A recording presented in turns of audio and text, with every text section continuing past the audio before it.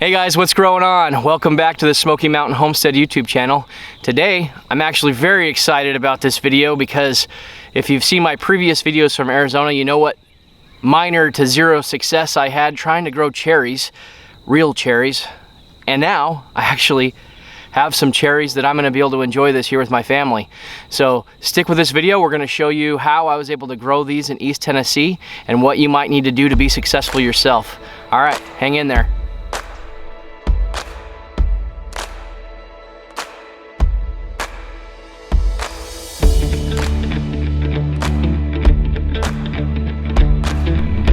All right, like I said, welcome back to the homestead. Today I'm showing you my Montmorency, I believe that's how it's pronounced, cherry tree. Those of you who have followed my YouTube channel know that I really tried hard to grow these in Arizona. I didn't have a whole lot of luck. I ended up giving up and moving across the country just so I could grow cherry trees. This is the only reason I'm here is for cherries. So sorry Mom, sorry Dad, you know, I left my whole family for this. But all jokes aside, I think that it is still possible to grow cherries, real cherries in Arizona, but you need the right rootstock, so I wouldn't get what comes from the nurseries. Try to get a little creative. Look for a nice, strong, hardy plum, something that grows well in the desert. I am excited, though, to talk to you about this cherry because it is really the first full year I've had a tree in the ground that produced fruit, so I can actually chalk this off as a success for once. So this particular cherry is a sour cherry. If you followed my channel, you'll see a video up here in the top that I'm going to link it to. That video is talking about why fruit trees don't fruit here. And one of the main factors of that is our late frosts. The late frosts cause the flower blooms to get frozen back and die. And if you don't have your blooms, then you're never going to produce fruit. So this particular variety is one that I can actually put on my list as it will give you fruit every year because we had one of the coldest winters on record last year. So if it can survive that winter, you're probably gonna get a small crop every year. So I'm gonna add that to that list. Now with other cherry trees, you wanna make sure that these cherry trees have a cross-pollinator. Cross-pollinators need to be a different variety. You can't have two of the same type of tree right by each other because they're genetically identical.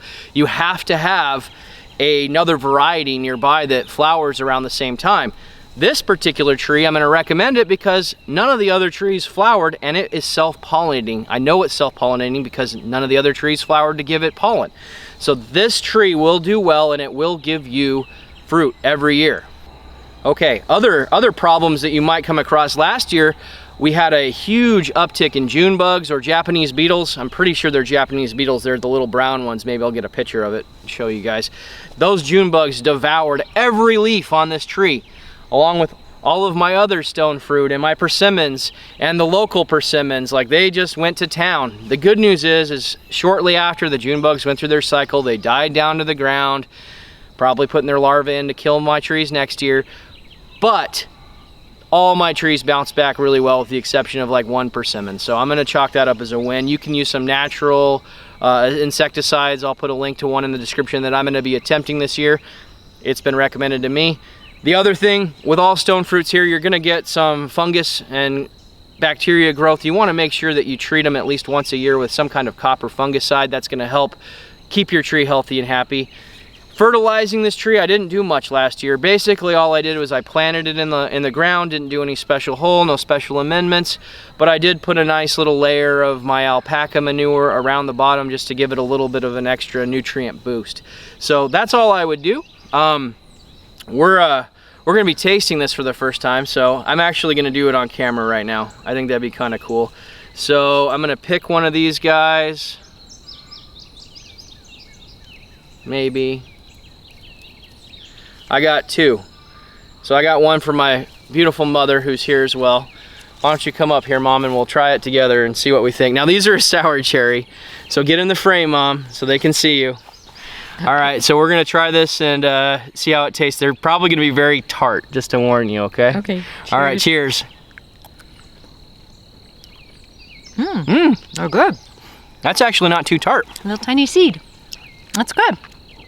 I like it. A little tiny, you can see it.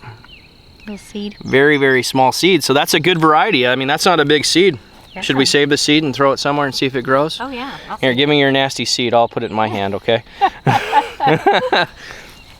Wow, that was actually good. So we're gonna save some of these for the rest of the family to try. I think that they're gonna be pleasantly surprised. Like I wasn't even that tart. That was for a tart cherry. I was expecting it to be a little more sour than that. So that's good. In order to actually keep your fruit, I'm gonna highly recommend you guys use some organzo bags. We'll show you in this clip right here of me taking the organzo bags off, and it's very important. So unless your tree's so incredibly big that you don't want to be able to share your fruit with the birds, I recommend you get these bags. So please do. They're on Amazon. They're very cheap.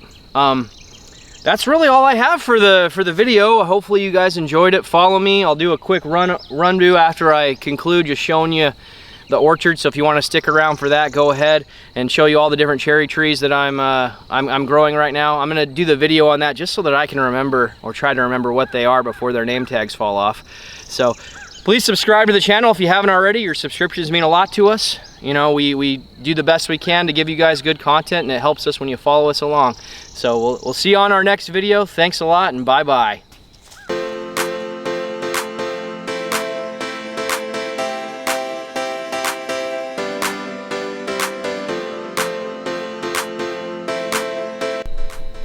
Alright, so here's the whole orchard.